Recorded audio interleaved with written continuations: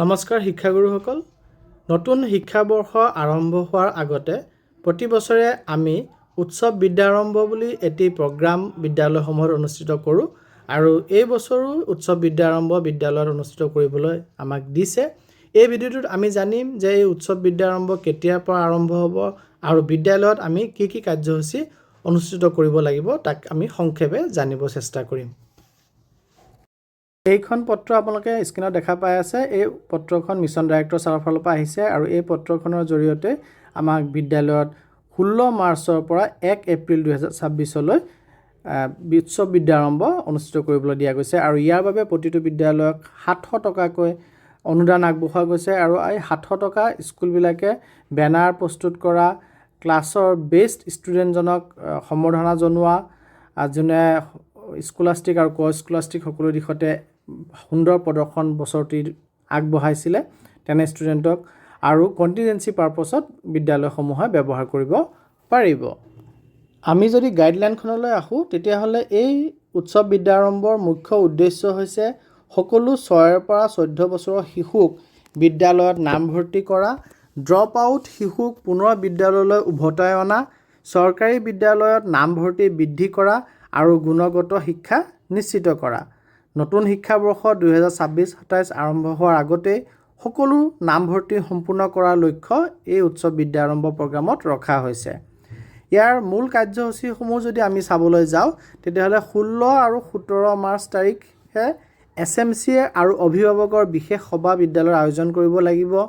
বিদ্যালয়ৰ পৰিসৰৰ ভিতৰত থকা শিশুসকলক মেপিং কৰিব লাগিব, অৰ্থাৎ চাইল্ড মেপিং কৰিব লাগিব।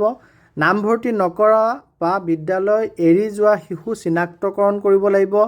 Readers club, book bank, cultural committee, sports committee আদি বিদ্যালয়ত গঠন কৰিব লাগিব আৰু নতুন নামভৰ্তিৰ জাননী প্ৰচাৰ কৰিব লাগিব। আপোনালোকে গাইডলাইনটো সম্পূৰ্ণৰূপে পঢ়ি ল'ব। মই আপোনালোকক থুলমূলকৈহে কথাখিনি জনাবলৈ চেষ্টা কৰি আছোঁ। 18 পৰা 20 মাৰ্চলৈকে বিদ্যালয় পৰ্যায়ত আমি কৰিব লাগিব নতুন ছাত্ৰ ছাত্ৰীৰ নামভৰ্তি। বিদ্যালয়ত বুক বেংক অৰ্থাৎ পুৰণি ব্যৱহাৰযোগ্য কিতাপ সংগ্ৰহ কৰিব লাগিব, কৰি পেলাই বুক বেংক গঠন কৰিব লাগিব। SMC আৰু শিক্ষকসকলৰ দ্বাৰা ঘৰে ঘৰে গৈ অভিভাৱকসকলক অনুপ্ৰাণিত কৰিব লাগিব যাতে তেওঁলোকে নিজৰ শিশুসকলক বিদ্যালয়মুখী কৰি তোলে। টিচিং লাৰ্ণিং মেটেৰিয়েলছ TLM বিদ্যালয়ত প্ৰস্তুত কৰিব লাগিব। শিক্ষকসকলে TLM প্ৰদৰ্শন কৰিব লাগিব। খেল ধেমালি কাৰ্যসূচীও বিদ্যালয়ত অনুষ্ঠিত কৰিব লাগিব। তাৰপিছত যদি আমি আহোঁ যে 23 পৰা 25 মাৰ্চলৈকে তেতিয়াহ'লে আমি দেখিবলৈ পাম যে নতুন নামভৰ্তি অব্যাহত থাকিব। প্ৰমোশ্যন পোৱা ছাত্ৰ ছাত্ৰীৰ নাম নতুন শ্ৰেণীৰ ৰেজিষ্টাৰত অন্তৰ্ভুক্ত কৰিব লাগিব। নতুন পাঠ্যপুথি ছাত্ৰ ছাত্ৰীসকলৰ মাজত বিতৰণ কৰিব লাগিব। গ্ৰামত বা ৱাৰ্ডত সচেতনতা ৰেলী অনুষ্ঠিত কৰিব লাগিব। ৱাল মেগাজিন বা হেণ্ডমেড মেগাজিন প্ৰকাশ কৰিব লাগিব। শ্ৰেণীভিত্তিক শিক্ষা পৰিকল্পনা আৰু ৰুটিন প্ৰস্তুত কৰিব লাগিব। তাৰপিছত আমাৰ 26 মাৰ্চৰ পৰা 28 মাৰ্চলৈকে বিদ্যালয়ত নামভৰ্তি অব্যাহত থাকিব। ক্লাছ 5 আৰু ক্লাছ 8ৰ ছাত্ৰ ছাত্ৰীৰ বিদায় অনুষ্ঠান অনুষ্ঠিত কৰিব লাগিব। মেধাৱী ছাত্ৰ ছাত্ৰীৰ সম্বৰ্ধনা অনুষ্ঠান, ষ্টুডেণ্ট পাৰ্লিয়ামেণ্ট, ছাত্ৰ সংসদ গঠন কৰিব লাগিব। নতুন মাদাৰ্ছ গ্ৰুপ আৰু এলুমনি গ্ৰুপ বিদ্যালয়ত গঠন কৰিব লাগিব। তাৰ পাছত আমি যদি 30 পৰা 31 মাৰ্চলৈকে চাওঁ তেতিয়াহ'লে বিদ্যালয় পৰিসৰ পৰিষ্কাৰ অভিযান বিদ্যালয়ত চলাব লাগিব। শিশু মেলা আয়োজন কৰিব লাগিব। TLM প্ৰদৰ্শনী আয়োজন কৰিব লাগিব। গল্প, কবিতা আবৃত্তি আদি সাংস্কৃতিক কাৰ্যসূচী বিদ্যালয়ত অনুষ্ঠিত কৰিব লাগিব।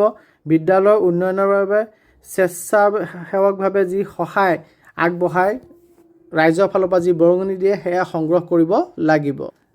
বিদ্যালয়ত এটি ডনেশ্যন বক্স আমি ৰাখিব লাগিব যোনটোৰ নাম হ'ব বিদ্যালয় বিকাশ পুঁজি আৰু ইণ্টাৰেষ্টেড যিখিনি ভলেণ্টিয়াৰ থাকিব তেওঁলোকে তাত অনুদান আগবঢ়াব আৰু সেই তথ্যখিনি আমি বিদ্যাঞ্জলি পৰ্টেলত আপলোড কৰিব লাগিব। তাৰপিছত আহি যায় আমাৰ পাৰ্ট বি 1 এপ্ৰিল অৰ্থাৎ নতুন শিক্ষাবৰ্ষ আৰম্ভণিৰ দিন। বিদ্যালয়ত ইক' ক্লাব সক্ৰিয় কৰিব লাগিব।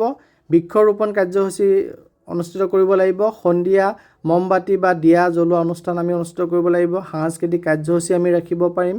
ছাত্ৰ ছাত্ৰী শিক্ষক অভিভাৱক আৰু SMCৰ শপত গ্ৰহণ আমি ল'ব লাগিব আৰু ইয়াত ছেপাৰেটকৈ ছাত্ৰ ছাত্ৰীসকলৰ শপত শিক্ষকৰ শপত পেৰেণ্টছৰ শপত আৰু SMCৰ শপত দি থোৱা আছে আপোনালোকে অৰ্ডাৰ কপিটোত পাই যাব বা মই স্ক্ৰীনতো ডিসপ্লে কৰাই আছো আৰু শেষত নিপুণ অসমৰ শপত গ্ৰহণ কৰিব লাগিব প্লিজ অফ নিপুণ অসম আৰু এই প্লিজ আমি শিক্ষকসকল পেৰেণ্টছ SMC SMDC আৰু আদাৰ ষ্টেক হোল্ডাৰ সকলোৱে ল'ব লাগিব নিপুণ অসমৰ ক্ষেত্ৰটো আৰু ৰুলছ এণ্ড ৰেছপন্সিবিলিটি ফালৰ পৰা যদি আহো তেতিয়াহ'লে এই কাৰ্যসূচীসমূহ DO BEO DPO CRCC আদি সকলোৱে কাৰ্যসূচীখিনি পৰিচালনা আৰু পৰ্যবেক্ষণ কৰিব সকলো কাৰ্যসূচীৰ ডকুমেন্টেশ্যন কৰিব লাগিব আৰু জিলা সমন্বিত প্ৰতিবেদন মানে ডিস্ট্ৰিক্ট লেভেলৰ যি প্ৰতিবেদন সেই প্ৰতিবেদন 20 এপ্ৰিল 2026 ভিতৰত ৰাজ্যলৈ প্ৰেৰণ কৰিব লাগিব আৰু প্ৰতিবেদন প্ৰেৰণ কৰাৰ ফৰ্মেটো ইয়াত দি দিছে হেতু আপোনালোকে ডিসপ্লে হৈ আছে স্ক্ৰীনত দেখা পাই আছে আৰু অৰ্ডাৰ কপিটোত পাই যাব